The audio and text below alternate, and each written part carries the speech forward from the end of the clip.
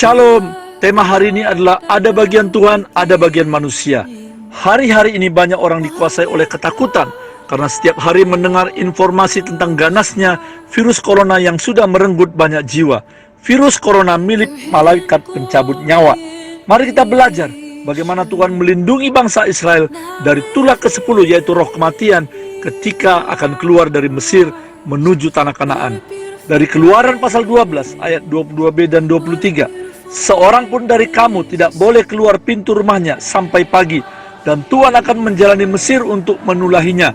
Apabila ia melihat darah pada ambang atas dan pada kedua tiang pintu itu, maka Tuhan akan melewati pintu itu dan tidak membiarkan pemusnah masuk ke dalam rumahmu untuk menulahi. Dan apa yang terjadi? Semua anak sulung orang Mesir mati karena malaikat maut lewat di depan pintu rumah mereka. Bagaimana dengan orang Israel yang saat itu masih tinggal di tanah Mesir? Mereka semuanya selamat, tidak ada satupun yang mati. Mengapa? Sebab ada bagian Tuhan, yaitu melindungi, memberkati, dan menjauhkan tulah kematian dari orang Israel.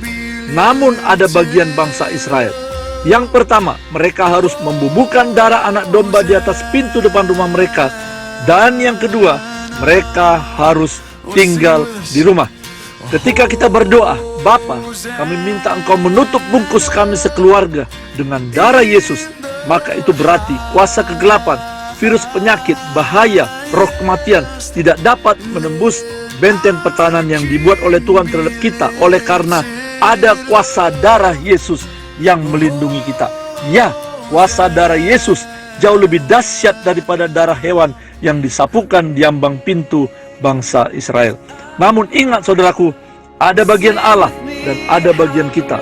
Walau kita sudah berdoa dan juga beribadah, namun jika kita masih sering berkumpul di keramaian, mengabaikan social distancing, selalu bersalam-salaman dengan banyak orang, tidak menjaga kebersihan, tidak cuci tangan, tidak pakai masker dekat orang yang sakit, sering mengusap wajah dengan tangan yang kotor, itu namanya kita tidak taat dan kita mencobai Tuhan.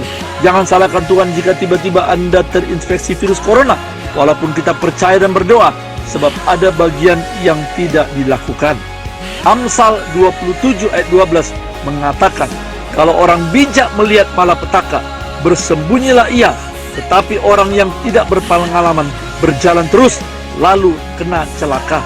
Jika kita ibadah online hari Minggu di rumah, itu bukan berarti kita kurang iman, tetapi itu bijaksana. Mari jangan takut di tengah wabah virus corona yang sedang mencekam ini. Ingatlah bahwa kita punya Tuhan Yesus yang jauh lebih besar dari semua bahaya yang mengancam. Jangan terus kita bicarakan ancaman virus corona, sebab itu akan menyebarkan virus ketakutan bagi orang banyak dan juga bagi Anda sendiri. Tetapi bicarakanlah kuasa Kristus dan firman-Nya. Deklarasikanlah bahwa darah Yesus lebih berkuasa dari sakit penyakit dan roh kematian. Hari-hari ini memang ada ratusan gedung gereja sementara tutup karena misi untuk memutuskan mata rantai peredaran virus corona. Namun justru ribuan bahkan ratusan ribu mimbar-mimbar kecil dibuka dan doa bersama keluarga dilakukan di rumah-rumah. Tuhan Yesus memberkati.